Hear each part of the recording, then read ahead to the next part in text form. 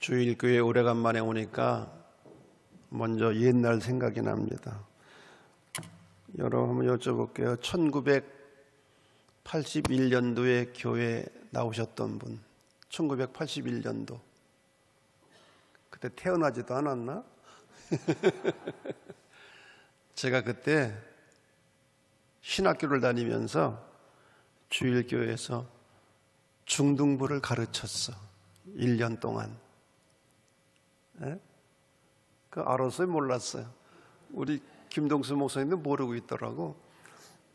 그때가 어느 때냐면은 명관조 목사님이 은퇴하시면서 백창현 목사님 막 이제 정권 교체를 할 때야. 목회 이제 그때 제가 한 1년 동안 그때 가르쳤던 학생들 중에서 목사가 여러 명 나왔어요. 정명희 목사 아시나요? 지금 세브란스에 있다가 한양대 그 원목실로 갔다는 얘기 들었고, 또 호주에 가 있는 선교사가 있는데 누군지 아시나요? 예? 그때 제가 가르쳤던 학생들, 또 한 사람 누가 또 있다는 얘기를 들었는데, 그리고 그 후에 백창현 목사님 후임으로 배용두 목사님이 오셨죠. 근데 배용두 목사님이 감리사를 하실 때 제가 평촌에서 개척을 하게 된 거예요. 지금부터 33년 전입니다. 그래서 제가 평촌에서 개척을 하고 33년을 목회하고 지난 4월에 은퇴를 했어요. 따끈따끈한 은퇴 목사입니다. 어쨌든 우리 또 김 목사님하고는 아침마다 가끔 테니스를 해요. 테니스 친구예요. 그래서 얼마나 좋은지 모르겠습니다. 오늘 아침 시간이니까 너무 설교 길게 하면 안 되겠죠? 아주 짧게 30분 이내로 끝내려고 제가 한번 노력해 보겠습니다.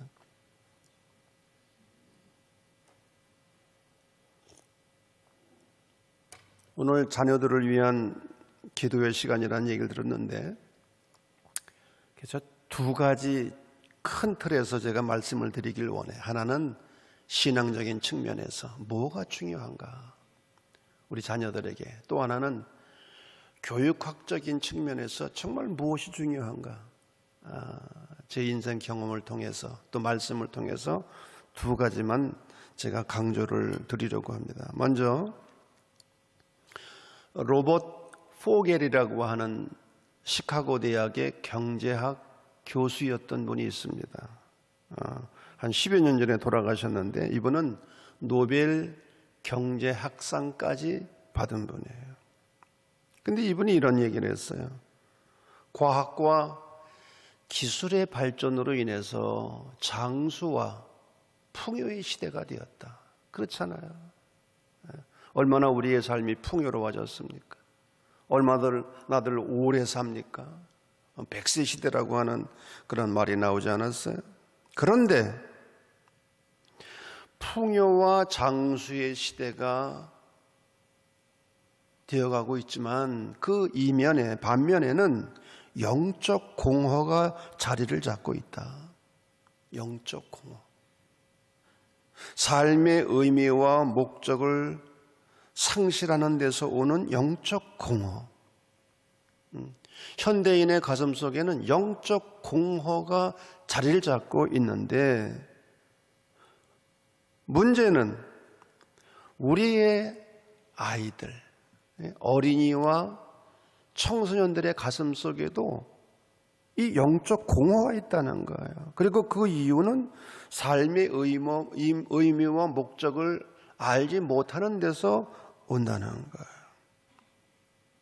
여러분, 우리 시대를 살펴보면 물질적인 풍요를 누리고 있지만 내적으로는 빈곤한 시대가 되었어요.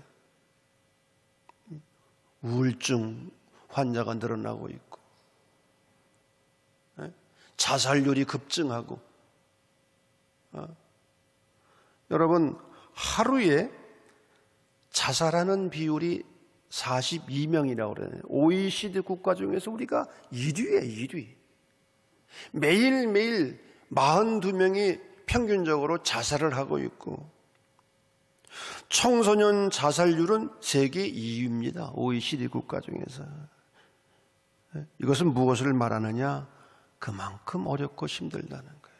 스트레스가 많다는 거예요. 그리고 갈등이 많다는 거예요.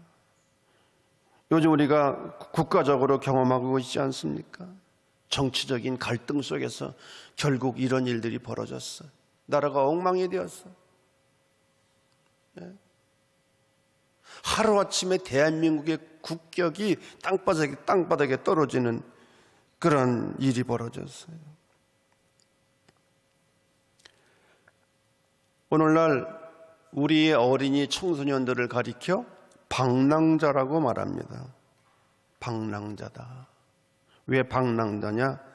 가정과 학원과 학교를 돌아다니는, 이걸 삼각추라고 그래요. 가정, 학원, 학교, 삼각추. 교회는 잠깐 거쳐가는 휴식처라는 거예요. 아이들이 방랑을 하고 있다는 거예요. 가정과 학교와 학원에서.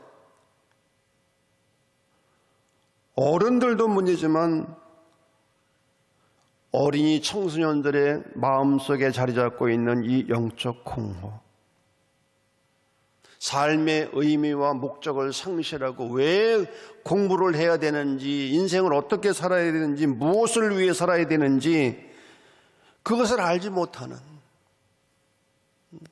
이게 오늘의 현실이라고 하는 거야. 이런 현실을 우리가 말씀드리면서 오늘 성경 본문, 너무나 유명한 말씀 아닙니까? 예수님과 니고데모와의 대화. 니고데모는 보통 사람이 아닙니다.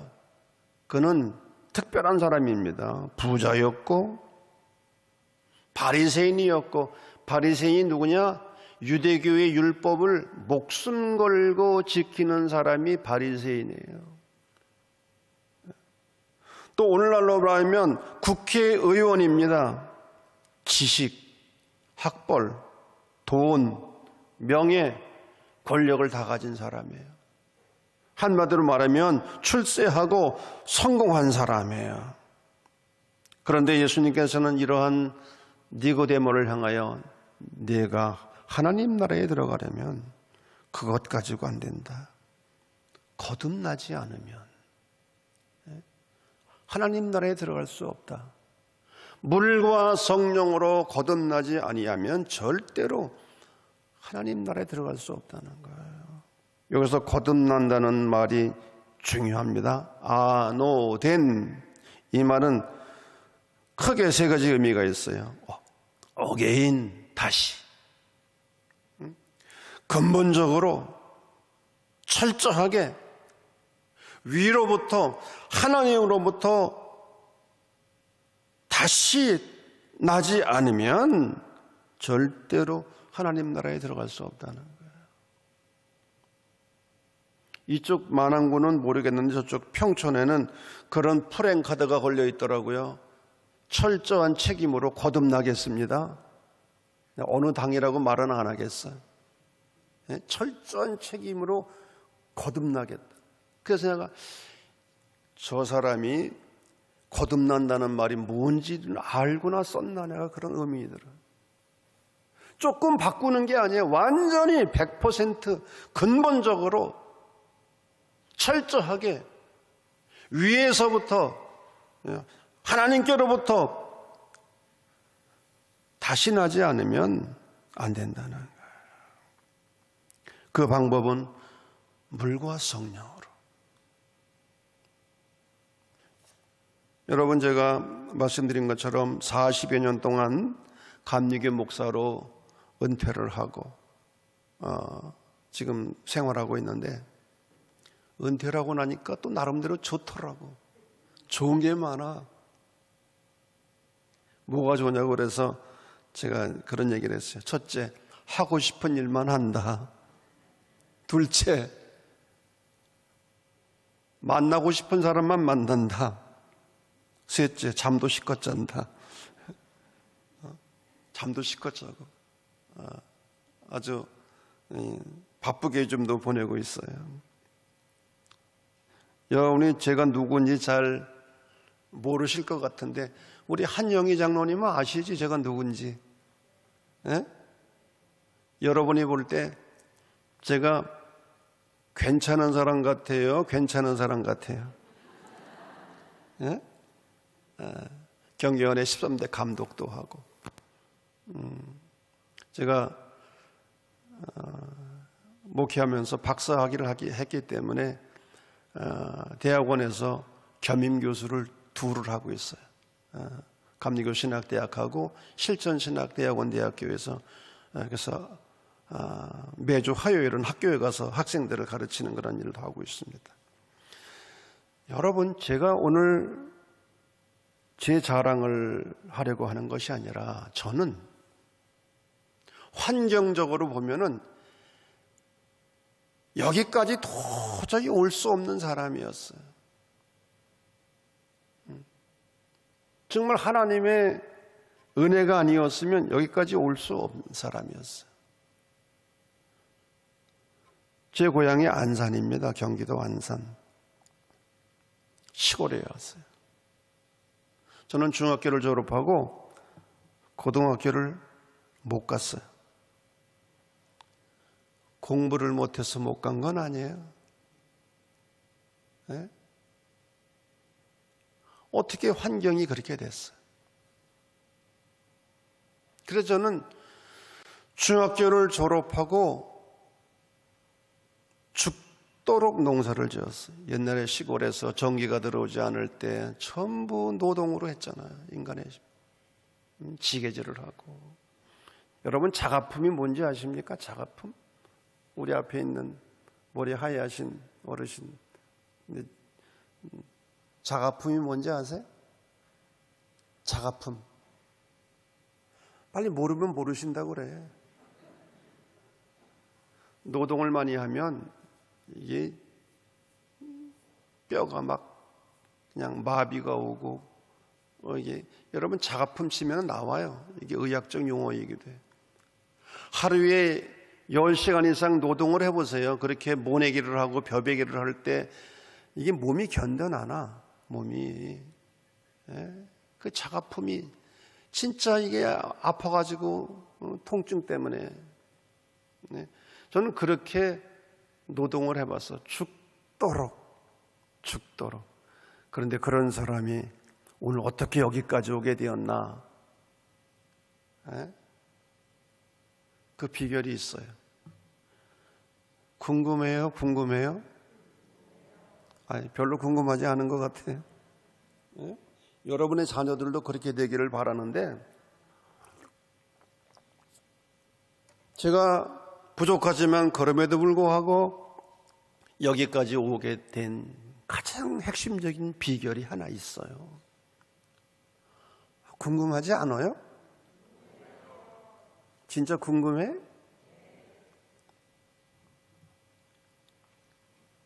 17살 때 고등학교 1학년 나이죠. 저희 동네에 조그만 교회가 하나 있었어요. 교회. 그 교회가 지금 안산에 있는 성광감리교회예요. 우리 증조 할아버님이 세우신 교회야, 사실은. 그런데 그 교회에 가서 1979년 1월 달이에요. 제가 부흥회를 참석하게 됩니다. 그리고 거기에서 거듭남의 은혜를 체험하게 돼요. 저는 모태신앙이었지만은 그 전까지는 기도가 뭔지, 성경 말씀이 뭔지, 예배가 뭔지도 모르고 신앙생활을 한 거예요. 그런데 부흥회를 그 당시에는 월요일부터 금요일까지 했잖아요. 부흥회를 꼬박 참석하고 저는 거기서 거듭남의 은혜를 체험했고 이것이 제 운명을 뒤바꿔놨어요. 지금 남의 일이라고 아멘을 안 하지. 예? 내가 죄인인 것과 내가 죄인이구나. 그리고 예수님께서 나의 주님이신 것이 믿어지고 고백이 되어지는 거예요. 예수 그리스도가 인간을 구원하시기 위한 하나님의 구원 사건이고 구원 계획이구나. 그분이 나의 주님이시구나. 이 사실이 믿어지면서 밤새도록 무릎 꿇고 회개를 했던 기억이 있어. 네? 회개 기도. 내가 얼마나 흉악한 죄인이고 그리스도께서 나를 위해서 십자가에서 행하신 이 일이 얼마나 소중하고 얼마나 거룩한 일인지, 얼마나 감격스러운 일인지. 그러고 나니까 제 삶 속에 몇 가지 변화가 일어나더라고요. 첫째, 기도가 하고 싶어. 예? 기도하고 싶어요. 저는 그때부터 새벽 기도했어요. 하루 종일 낮에 노동하고 새벽에 일어나서, 여러분 새벽에 일어나는 거 쉽지가 않잖아요. 하루 종일 노동하고. 깊은 기도가 어떤 기도가 깊은 기도인가? 하루 종일 덜에 나가서 노동하고 교회 와서 엎드려 기도할 때, 그 차디찬 마룻바닥에 엎드려 기도할 때, 그때는 내 기도가 하나님께 그냥 상달되는 것 같아. 상달되는 것 같아. 저는 그때 정말 깊은 기도를 경험했어요. 두 번째, 성경을 읽기 시작했어요. 그전에는 성경이 뭔지도 모르고 읽지도 않았죠. 모태신앙이라고 하지만. 그러나 성경 말씀을 읽고 또 읽고 또 읽고 암송하고, 저는 성경을 많이 암송하는 편인데 다 그때 암송한 거야. 젊은 시절에. 어느 정도 성경을 읽었느냐, 군대 가기 전까지 성경 한 권이 너덜너덜해질 정도로 저는 성경을 읽고 또 읽고. 세 번째, 찬양의 기쁨. 찬양의 기쁨.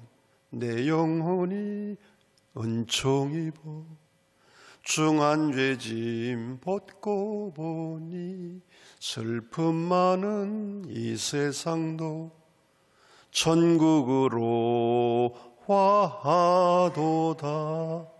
할렐루야. 찬양의 기쁨. 찬양을 하면 얼마나. 그리고 또 하나 중요한 것은 예배의 감격. 예배가 감격스러워.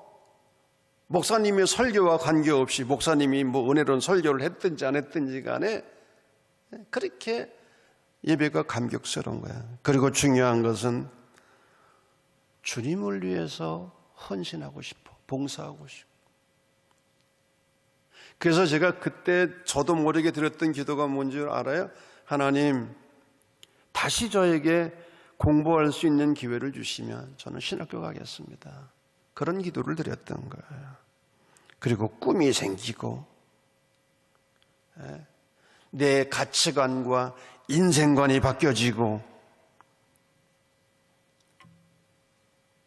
그런데 군대를 갔다 오고 나니까 안산이 공업도시가 된 거예요.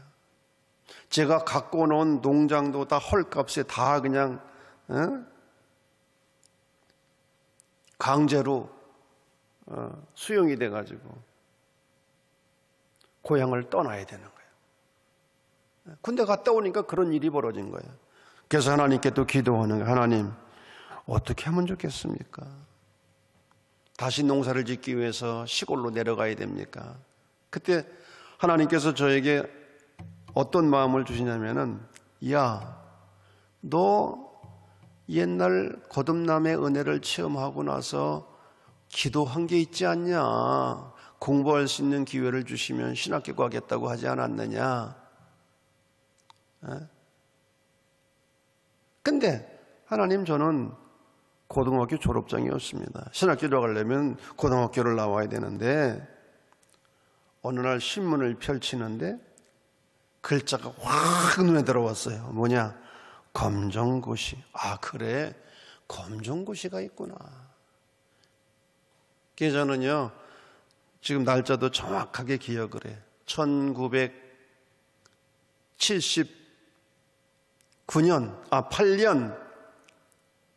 8년 9월 2일부터 검정고시 시작을 했어요. 그리고 6개월 만에 제가 합격을 했어요. 별로 놀라지도 않네.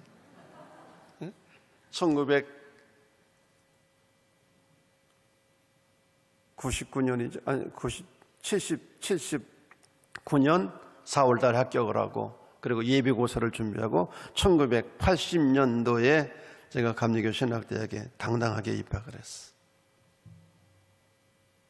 그리고 여기까지 달려온 거야. 네?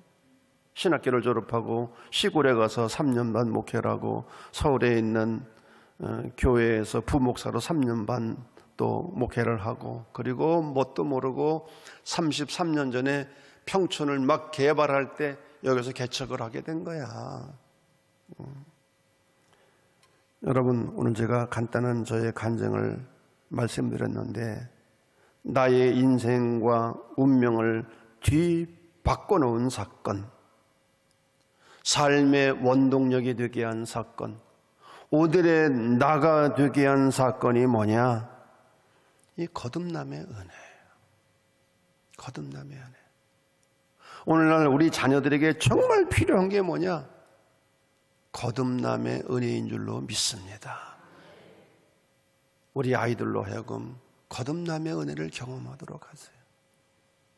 그래서 집회에도 참석시키고, 수련회도 참석시키고, 수련회에 갔다가 은혜 받고 목사가 된 사람들 많아. 은혜를 받을 수 있는 하도록 기회를 자꾸만 아이들에게 주는 거예요.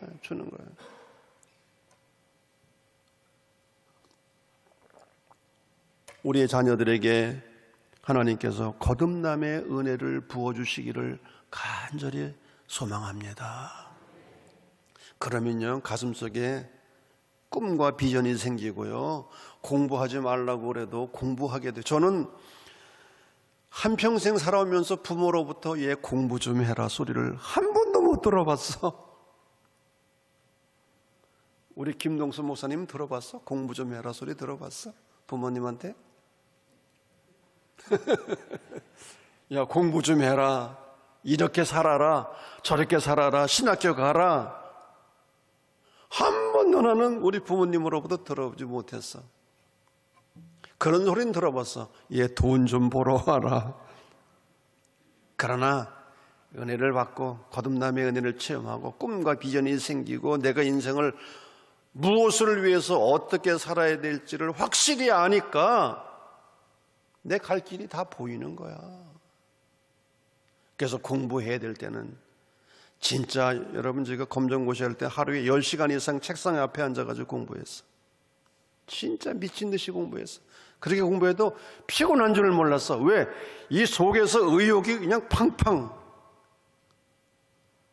나는 꿈과 목표가 있어.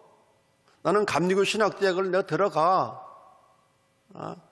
그런 꿈이 있고 목표가 있고 확신이 있으니까 그냥 속에서 막 펑펑펑펑 그냥 정말 행복했어.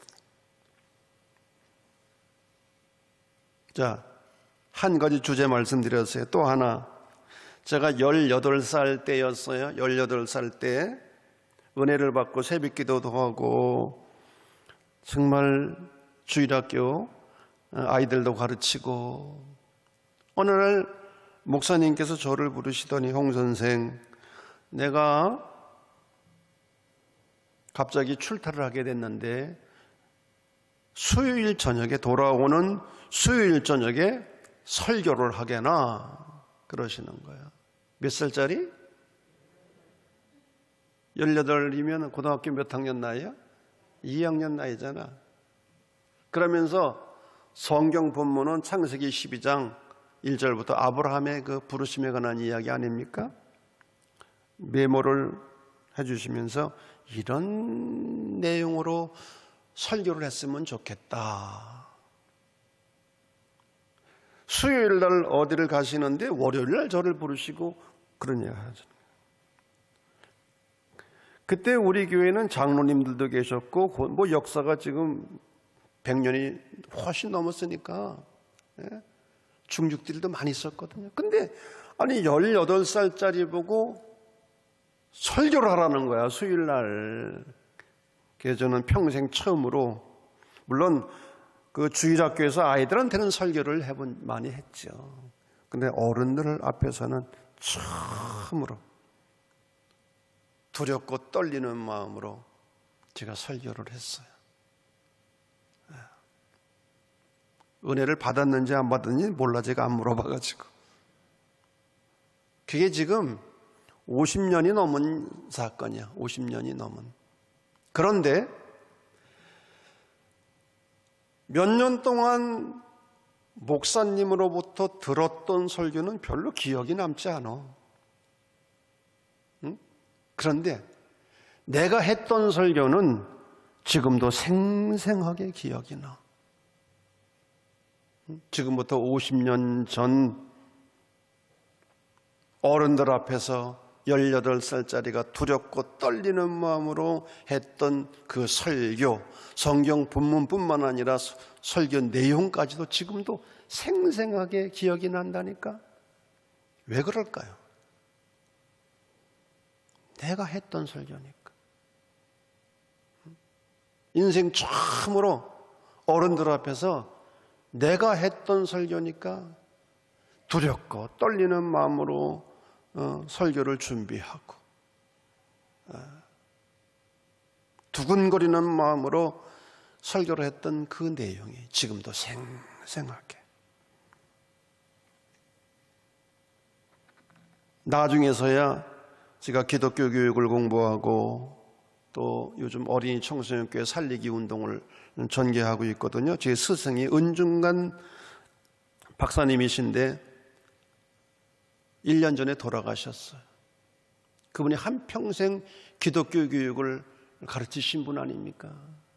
근데 그분이 오늘날 어린이 청소년교회가 죽어가는 현실을 바라보고 한탄을 하시는 거예요. 홍 감독, 내가 하나님 앞에 이대로 갔다가는 천벌을 받을 것 같다. 왜? 한평생 기독교 교육을 가르치고 교사들을 훈련시키고 했는데 교회 안에 어린이들이 없어지는 거는 이런 현상이 일어나게 된 거야. 내가 잘못 가르쳤다. 잘못 가르쳤다. 그러면서 이 90대신 노인이 컴퓨터 앞에 앉아가지고 뭐가 문제냐 고민하기 시작을 한 거야. 내가 한평생 기독교 교육을 가르쳤는데 무엇을 잘못 가르쳤는가? 기도하고 연구하고 그러면서 그 원인을 한 가지 찾아내신 거예요. 그러면서 그 당시 미국에서 공부하실 때 친구처럼 지냈던 존 웨스터호프 3세 듀크 대학의 기독교 교육학과 아주 유명한 교수입니다. 그분이 했던 말이 떠오르신 거예요. 뭔 얘기를 했느냐? 신앙은 가르치는 것이 아니라 형성되는 것이다.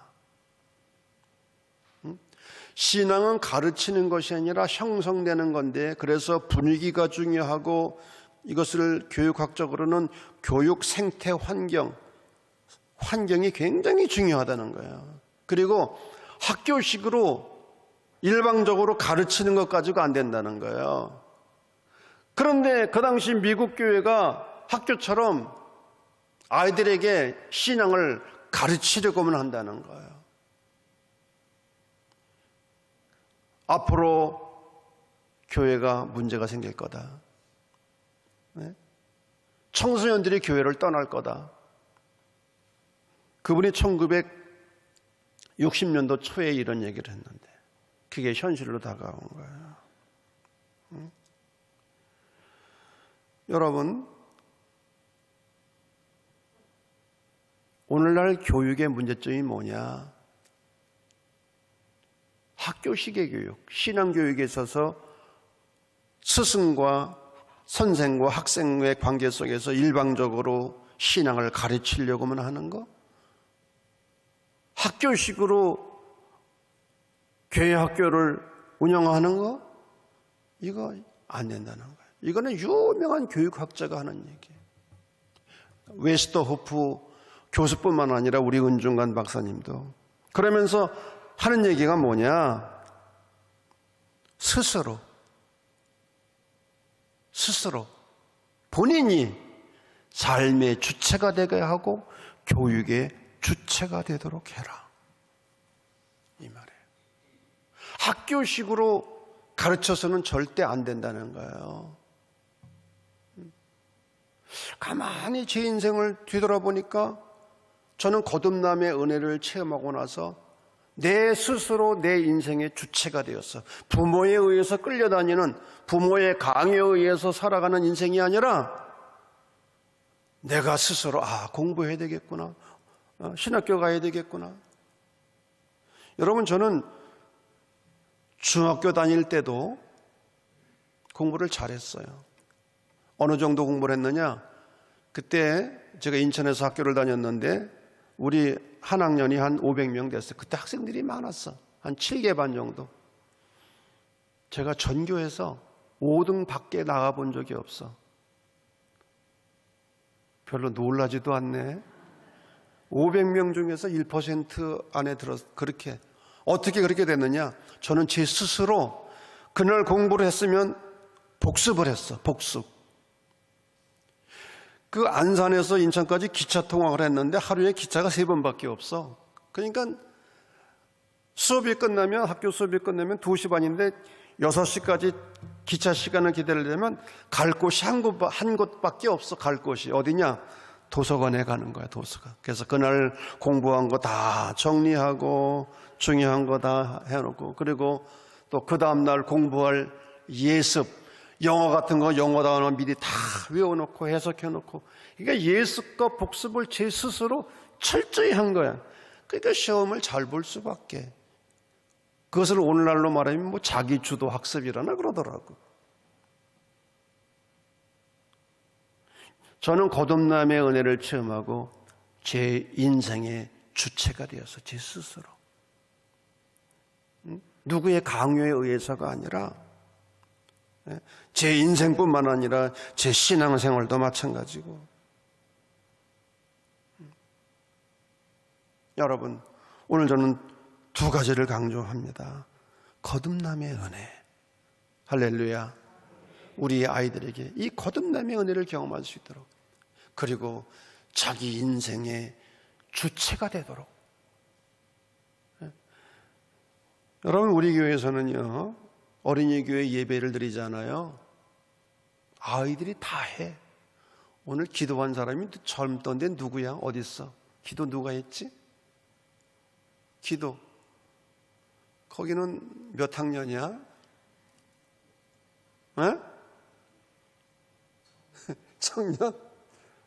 난 고등학생이 기도하는 줄 알았어. 아이들이 사회, 기도, 안내, 심지어는 예배의 디자인까지 아이들이 스스로 짜는 거야. 선생님은 옆에서 조금 도와줘. 그거를 산파라고 그래, 산파. 애는 본인이 직접 낳는 거지 어떻게 딴 사람이 낳아줄 수 있어요? 선생님은 그 산파 역할, 아이가 나오는 거를 도와주는 역할만 하는 거야. 여러분,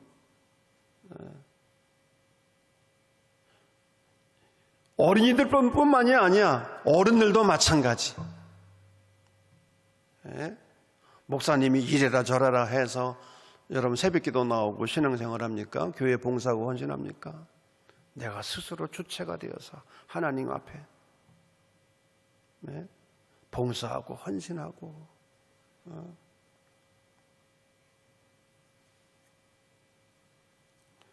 시간이 벌써 이렇게 됐어. 2가지 신앙적 측면에서 거듭남의 은혜, 그리고 교육학적인 측면에서 우리의 자녀들이 스스로 자기의 인생과 그리고 신앙생활의 주체가 되도록. 여러분, 부모의 강요에 의해서 하는 공부는 오래 못 가. 미안한 얘기지만 초등학교 때까지는 뭐 될는지 몰라.